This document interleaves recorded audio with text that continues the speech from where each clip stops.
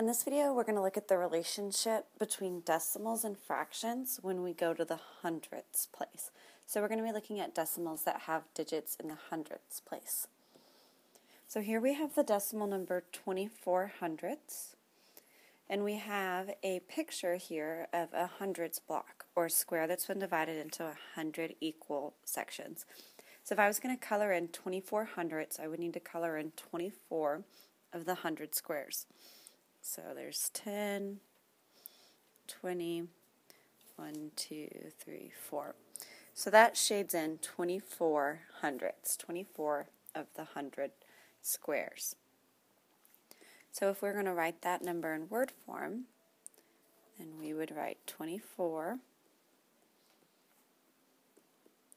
hundredths, because remember we always say what place the last digit's in with our decimals.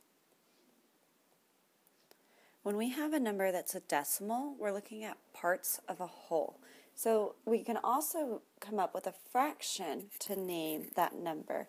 So if we think about this picture here, we have 24 out of 100 squares colored in. So I can write that as a fraction. 24 is my numerator out of 100. My denominator tells me how many I have total. And I would read the fraction the same way I say the decimal.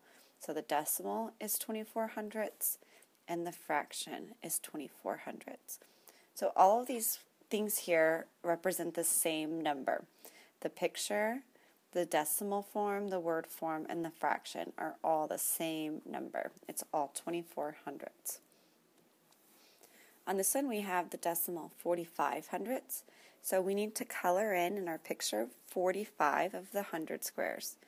So I have a group of 10, 20, 30, 40, and then I need 5 more. 1, 2, 3, 4, 5.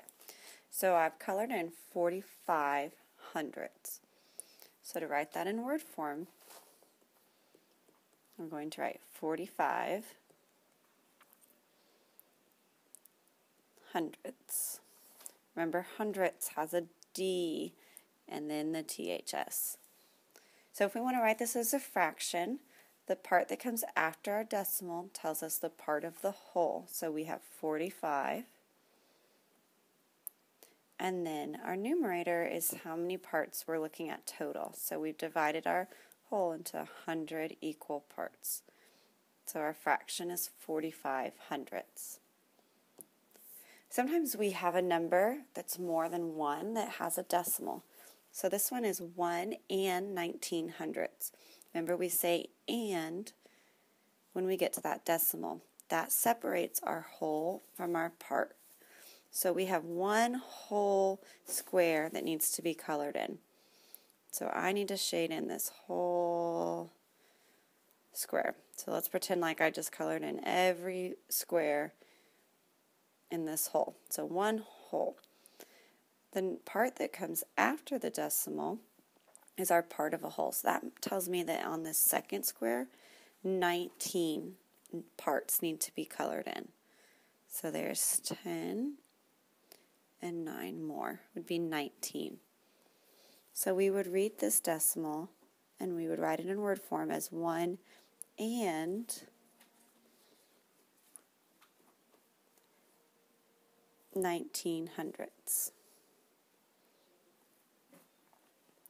So to write this as a fraction, we're going to put our whole number first. So we have one whole that's colored in.